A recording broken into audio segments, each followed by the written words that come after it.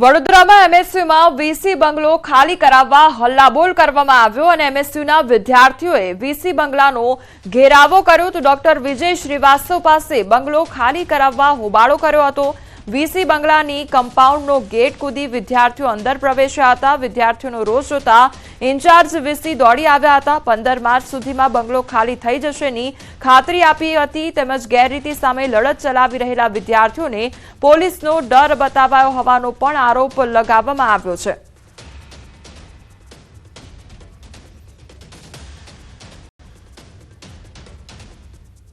દેવભૂમિ દ્વારકાના ભાણવડના રાણપર ગામે ખેતરમાં આગ લાગવાની ઘટના બની અને ખેતરમાં ધાણાના તૈયાર થયેલા પાકમાં આગ લાગવાની ઘટના બની।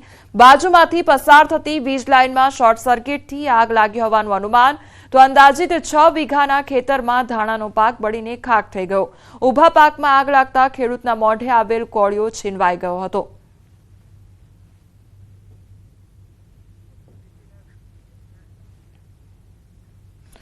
બનાસકાંઠામાં વિદ્યાર્થીની સાથે દુષ્કર્મનો મામલો સામે આવ્યો છે। પાલનપુર કોલેજની વિદ્યાર્થીની પર દુષ્કર્મ આચરવામાં આવ્યું હતું। યુવતીએ 6 શખ્સો સામે ફરિયાદ નોંધાવી હતી। પોલીસે એક સગીરને ઝડપી પાડ્યો છે। અશ્લીલ વિડીયો વાયરલ કરતા ફરિયાદ નોંધાવી અન્ય આરોપીની શોધખોળ હજુ ચાલુ છે।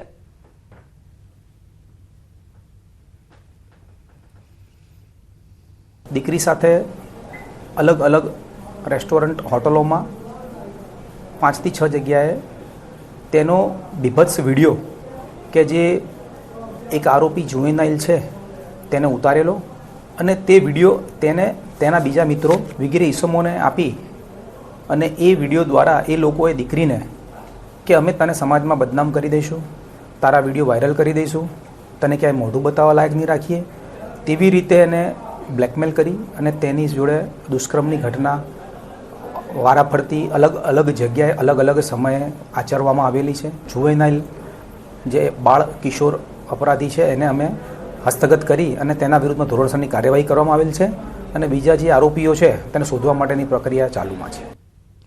મહેસાણામાં શિક્ષણ તંત્રની પરિવહન માટેની ગાઈડલાઈનના ભંગ મામલે જિલ્લા પ્રાથમિક શિક્ષણ અધિકારીએ કારણદર્શક નોટિસ ફટકારી છે। તેમણે જણાવ્યું છે કે ઘટનાની જાણ થતાં જ તપાસના આદેશ પણ આપવામાં આવ્યા છે। જવાબદારો સામે કડક કાર્યવાહી કરવામાં આવશે। તો આ મામલે તળેટી અને રામોસણા પ્રાથમિક શાળાના આચાર્યોને પૂછતા તેઓએ જવાબ આપ્યો હતો કે એસએમસી સભ્યો, વાલીઓ અને શાળા પરિવારની મંજૂરીથી ટ્રેક્ટરમાં ₹5.5 ભાડું લઈને 78 બાળકોને લઈ ગયેલા અને ગરીબ બાળકોને પોષાતું નહોતું એટલે સસ્તા ભાડામાં લઈ જતા અને સ્થાનિક બધી શાળાઓએ સાથે જવાનું નક્કી કરેલું હતું। તો શિક્ષણ અધિકારીને જાણ કરી નહીં, તે ભૂલ થઈ તે પણ સ્વીકાર્યું। બાળકોને પ્રી વોકેશનલ કાર્યક્રમ અંતર્ગત બાળકોને મનોરંજન માટે લઈ જવાયા હતા, પરંતુ આગામી સમયમાં આવી ભૂલ ન થાય તે ધ્યાન રાખીશું। મહત્વનું છે કે રામોસણા અને તળેટી પ્રાથમિક શાળામાંથી બાળકોને ટ્રક અને ટ્રેક્ટરમાં જાદુગરનો ખેલ જોવા લઈ જવામાં આવ્યા હતા અને જેનો વિડીયો વાયરલ થતા શાળા સહિત તંત્ર પર સવાલ ઉઠ્યા હતા।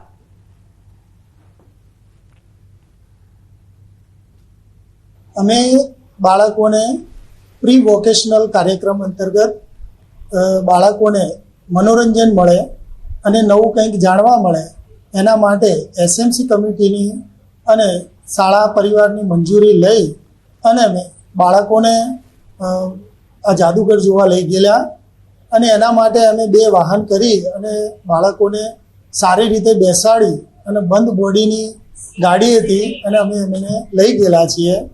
ભંગ કરવાનું કહેવાનું કે નજીકનું હતું અને એસએમસીના સભ્યોનું કહેવું હતું કે નજીકનું સ્થળ સાહેબ વધુ નહીં આવે, બીજું કોઈ વિકલ્પ કરવા જઈએ તો મોંઘું પડતું હતું। અમે છેલ્લા 10 વર્ષથી તો કોઈ શૈક્ષણિક પ્રવાસ પણ સ્કૂલમાંથી કર્યો નથી, કારણ કે આખા ગામમાં 90% ઓબીસીની પબ્લિક ખેત મજૂરો, એટલે એમના ભાઈ 200-300 રૂપિયા માટે બહુ મોટી રકમ કહેવાય।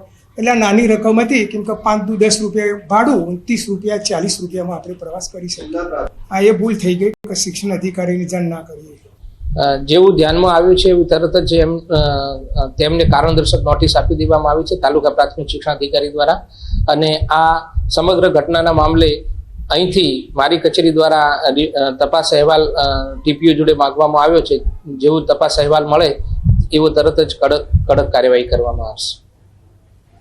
પ્રખ્યાત કુંડલિયા હનુમાનજી મંદિરમાં ચોરીની ઘટના બની અને રામજી મંદિરમાંથી ચાંદીની મૂર્તિઓ તેમજ દાનપેટીની ચોરી કરવામાં આવી. મોડી રાત્રે તસ્કરોએ મંદિરમાં ચોરી કરી પૂજારીના રૂમને બહારથી બંધ કરી દિવાલ કૂદી ચોર ત્યાંથી ફરાર થઈ ગયા હતા. તો ચાંદીની મૂર્તિ મંદિરમાં આવેલી હતી તે મૂર્તિની ચોરી કરવામાં આવી. આ સાથે સાથે દાનપેટીની પણ ચોરી કરવામાં આવી હતી.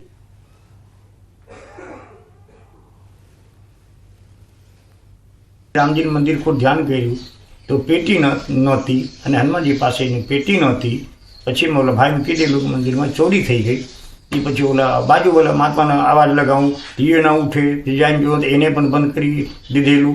બાજુ ઓલા પૂજારીજી છે એને પણ બંધ કરી દીધેલું. એ ત્રણે જણા બંધ હતા. આંકડીઓ ખોલ્યું ચારે કોરનામાં જોયું તો ચારે બાજુ મારું દરવાજું છે આ મંદિરે. ચારે દરવાજુનું તાળું દેલું એમને હતું. એ બંડો ઠેકીને આવેલો આ બંડો ઠેકીને પછી પાછું ગયેલો હોય. રત્ન કલાકારોને લઈને શિક્ષણ મંત્રીનું નિવેદન સામે આવ્યું છે. રત્ન કલાકારો માટે સરકાર ચિંતિત છે તેવું તેમના દ્વારા કહેવામાં આવ્યું છે અને સરકાર રત્ન કલાકારને મદદ કરશે. મુખ્યમંત્રી ભૂપેન્દ્ર પટેલે મૌખિક સૂચના આપી છે. પ્રાથમિક તપાસ અને બેઠક યોજવામાં આવશે. કઈ રીતે મદદ કરી શકાય તે મુદ્દે પણ ચર્ચા કરવામાં આવશે. રત્ન કલાકારો માટે જે અત્યારે મંદીનો માહોલ છે ને આદરણીય મુખ્યમંત્રી શ્રી એ બાબતમાં ખૂબ ગંભીરતાથી વિચારી રહ્યા છે. પરંતુ એનું આઈડેન્ટિટી કેમ કરવું, કઈ રીતે એમને આપણે હેલ્પ કરી શકાય એ બાબતનું મુખ્યમંત્રીશ્રીએ મૌખિક સૂચના અમને આપી છે. હર્ષભાઈ સર્વે કરી કઈ રીતે આપણે એમને હેલ્પ કરી શકીએ એ બાબતનું પ્રાથમિક